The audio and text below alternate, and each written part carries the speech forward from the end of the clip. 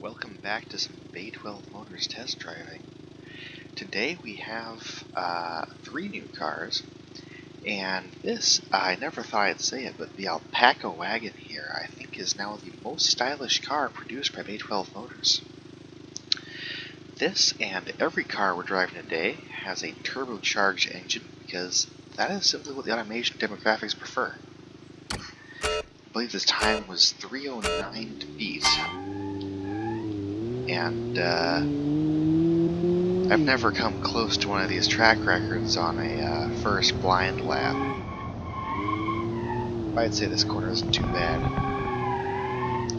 So these now have advanced automatics that lose less power through the transmission.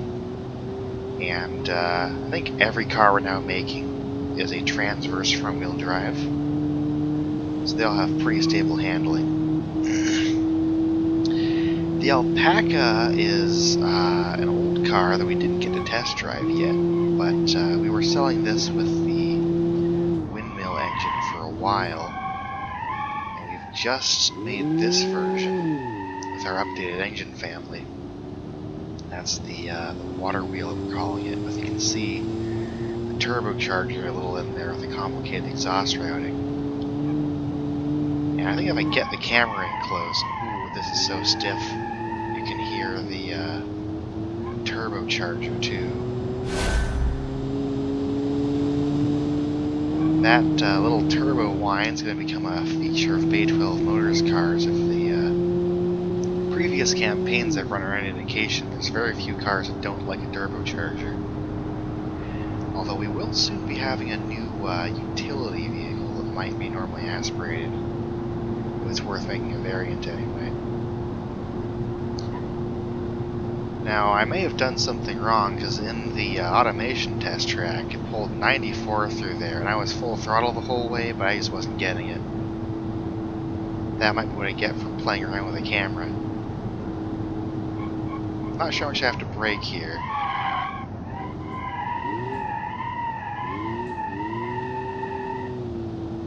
Around 45 seems to do just fine. I think I'm coming out of here slower than the test track and the automation game as well. And then it was 25 through this chicane. There's unlike some of our cars, there's nothing particularly wrong with the handling on this thing, just a bunch of stuff wrong with my driving. It's a little stiff, but I think that's about what you expect out of a big station wagon with front-wheel drive. I'm looking forward to our next vehicle after this, which might be a little more prone to turning, if I'm lucky.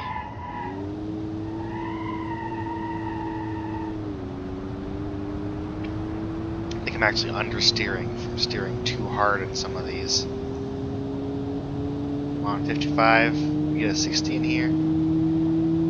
So the new turbo motor makes about 60 horsepower to the old one's 45. So that's a fully 30% more over the baseline for about the same weight. All of these cars are capable of a slight wheel spin, which is, I guess just proves how bad 1980s tires are, really, because it's not a lot of horsepower we're dealing with. 322? I'm 12 seconds behind on that. Alright, let's try it with our new car. So the new Minecart is even uglier than the old Minecart, and it also has the benefit of our new engine. In fact, this is the exact same engine that was in the Alpaca we just drove, but this car is a lot lighter, so I'm hoping to see some better handling and better acceleration out of it. I'll just give you a minute to soak in the wonderful styling that makes me say that the Alpaca is a good-looking car by, you know, grading on a curve. And since it's the 80s, we now have ugly, unpainted plastic bumpers. Those will be a feature for a little while. Off the line, I think we are a little faster. The gearing might be different in this one, too. And there's not a ton of grip, but it seems a little less prone to getting stuck into a straight line. The back comes up almost as easily as the front, which actually gives it some nice hot hatch handling. Or as hot as you can get with 60 horsepower. Classic Hondas, I want to say, made something like 70 or 80. So we're getting there for a car that people want to turn into a sports car. But I can't imagine we're really quite there.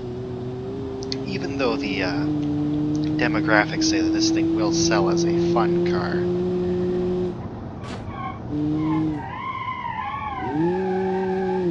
That I could have taken at a higher speed. I was worried it would start plowing into the wall like the Alpaca did, but it's much more willing to turn. And it'll keep us nice and straight and see what our state-of-the-art aerodynamics can get us up to in terms of top speed here.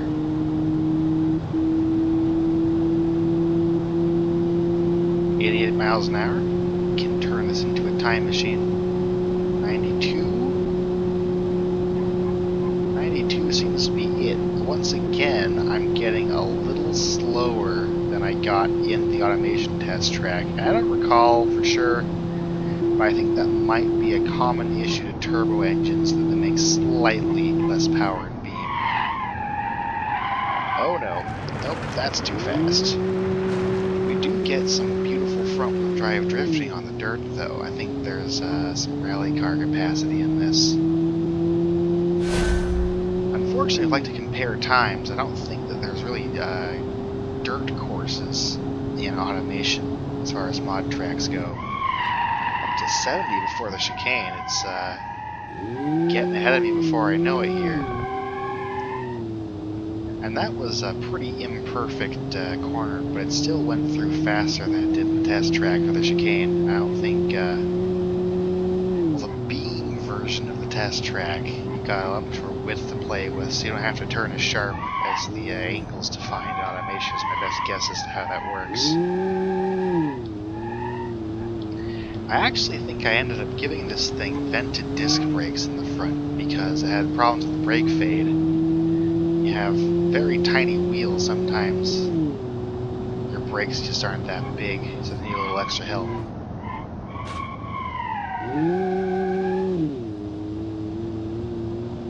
It's very willing to put the gas on in the corners too. But like most of our front-wheel drive cars, if you come in too fast, it's going to be a lousy corner. I didn't crash it like one of our rear-wheel drive cars. But I came in at 318, which is only 4 seconds faster than the Alpaca. I know this car is a lot better. It did 305 in the automation test track. Then we have our last and most interesting car today, which is the Noble.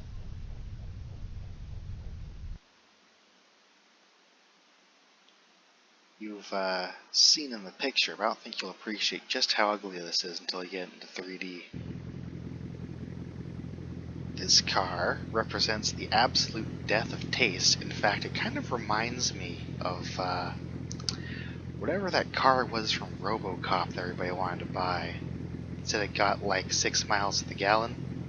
This is far more fuel efficient, and like the rest of our cars, it is a front-wheel drive, which is not what you expect from this body styling. The big 6.2 liter V8 is in the hood sideways.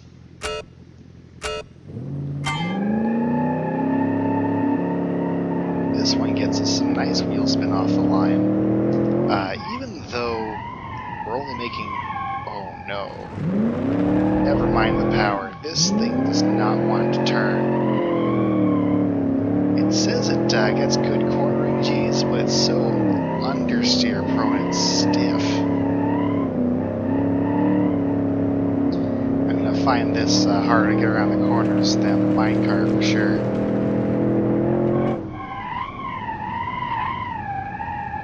I think a rear-wheel drive would be a lot more fun to drive in this, because, oh man, you just can't put the gas on to make it turn faster. I believe we talked about optimal racing lines on this corner, and and I don't think there is a more optimal one than that. That was just about perfect. You can hear some turbo whine there as it goes into high RPMs. Oh man. Oh no. I'm sure there's better lines to be had with this car, but I'm not sure it'll be all that fun to find. Ooh, that was rough.